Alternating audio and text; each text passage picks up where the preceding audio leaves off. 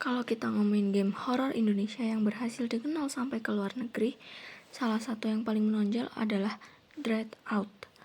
Game ini merupakan karya anak bangsa yang dikembangkan oleh studio lokal bernama Digital Happiness. Dread Out bukan sekedar game horor biasa, yang bikin game ini unik adalah bagaimana ia mengangkat unsur budaya Indonesia ke dalam gameplaynya, mulai dari karakter hantu seperti kuntilanak dan pocong, sampai suasana lingkungan yang terasa sangat dekat dengan kehidupan sehari-hari di Indonesia, seperti sekolah kosong dan kota kecil yang sunyi.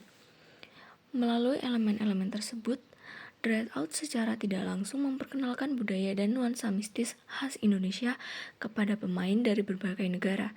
Jadi, ketika orang luar memainkan game ini, mereka bukan cuma merasakan ketegangan, tapi juga belajar tentang Indonesia dengan cara yang menarik dan berbeda. Yang membuat Dread Out berbeda dari game horor lainnya adalah kuatnya unsur budaya lokal yang diangkat ke dalam permainan.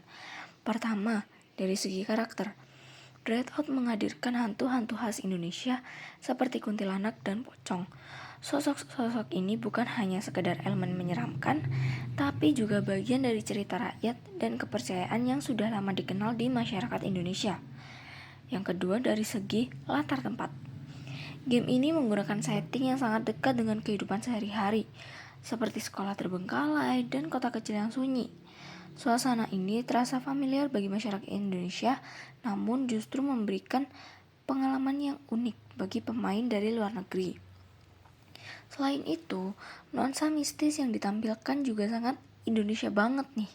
Bukan hanya dari visual, tapi juga dari atmosfer, cerita, dan cara rasa takut itu dibangun. Lebih ke arah psikologis dan kepercayaan lokal, bukan sekedar jump scare.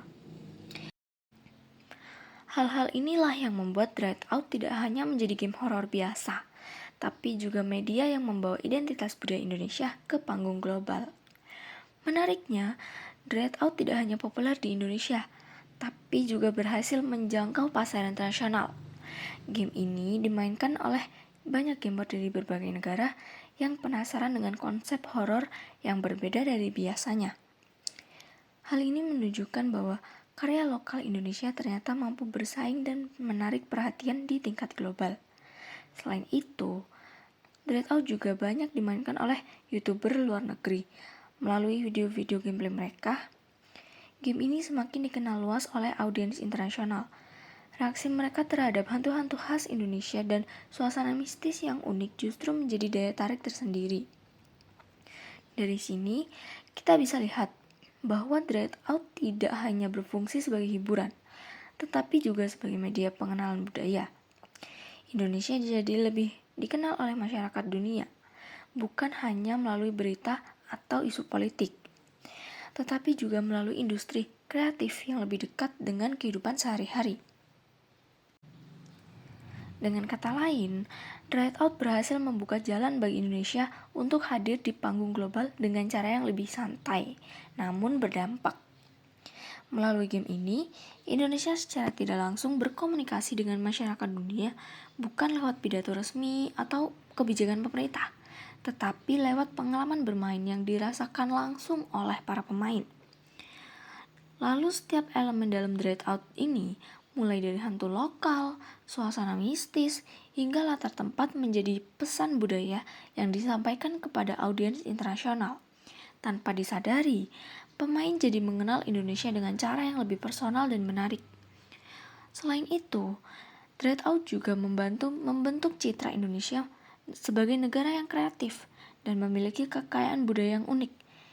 Ini sangat penting, karena dalam hubungan internasional, citra positif bisa menjadi kekuatan tersendiri. Yang menarik, semua ini terjadi tanpa keterlibatan langsung dari pemerintah. Inilah yang disebut sebagai soft power. Pengaruh yang dibangun bukan dengan paksaan, tetapi dengan daya tarik. Dengan kata lain, Dread Out membuktikan bahwa diplomasi tidak selalu harus dilakukan oleh negara secara formal. Kadang, karya kreatif seperti game justru bisa menjadi jembatan yang lebih efektif untuk memperkenalkan Indonesia ke dunia.